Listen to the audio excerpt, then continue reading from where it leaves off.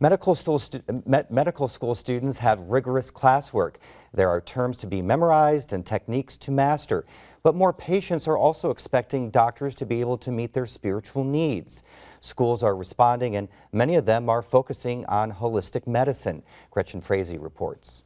Marian University's Osteopathic School of Medicine in Indianapolis teaches its students a little differently. The body is capable of self-regulation, self-healing. In addition to the basics, Marian emphasizes the main tenet of osteopathic medicine, that a person is made up of mind, body, and spirit. I think there's a big misconception within medicine, or even within our culture, that things are socially taboo or that we can't be politically correct if we're talking about these topics. But the reality is a lot of patients want to talk about these things with doctors. Kevin Kreuger was attracted to Marian University because of its emphasis on spirituality. And he isn't the only one. There are 31 accredited osteopathic medical schools in the U.S., and 10 of them have opened in the past decade. Marian opened just 2 years ago. This is a national level process. The issue of spirituality in medicine is something that's being addressed across the country and in some instances across the world. So what does addressing spirituality actually look like in doctors' offices and hospitals?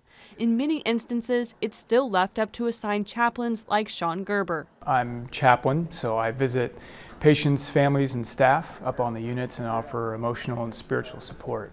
Patients, friends, or family often ask Gerber to give them comforting words or pray with them, but he can't see everyone in the building, and some people might not think they're in a difficult enough situation to need a chaplain. That's why he also advises doctors not to be shy about connecting with patients on a spiritual level. The important thing is to know how to meet other people where they're at. To figure out where patients are spiritually, more hospitals are starting to take what's called a spiritual history. It's similar to a medical history, except that it asks you about your beliefs, so that doctors know how to address spiritual or mental stress. That's important because many patients want their doctors to know about their spiritual issues, especially if their medical condition is serious. A 2003 study from the National Institutes of Health found that 1/3 of patients wanted to be asked about their religious beliefs during a routine office visit.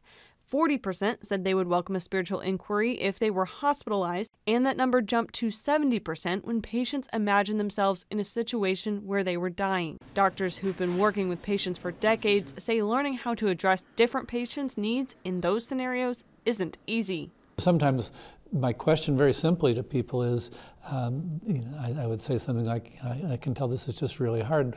Where do you turn for strength? I think patients really crave a sense that their physician is a human being, and so I think maybe there is a loss of balance there, and we can try to find ways to get things more balanced. Dr. Stone says he thinks implementing more spirituality training through medical school could help. Those first 2 years of medical school, I think all medical schools have some parts of their curriculum alongside the anatomy and physiology and pathology where they address some of these issues, I think really trying to get at caring. But they end up always getting crowded by these other big subjects like anatomy and physiology. So, start strong but finish weak is, I think, the way a lot of it goes.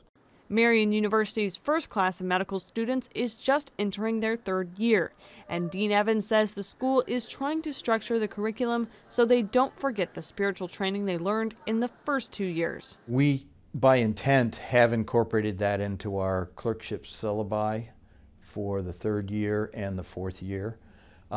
It's variable depending on what your rotation is. So for example, if you're doing a palliative care rotation where there are a lot of issues about death and dying, that's very important. On the other hand, if you're doing a radiology rotation looking at images, not as much. Dean Evans says in the broader medical community, there's even been talk of making spirituality training a core competency. That would mean medical students would have to be tested on it like they would any other skill.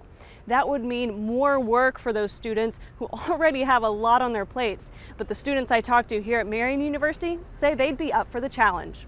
For Indiana News Desk, I'm Gretchen Frazee.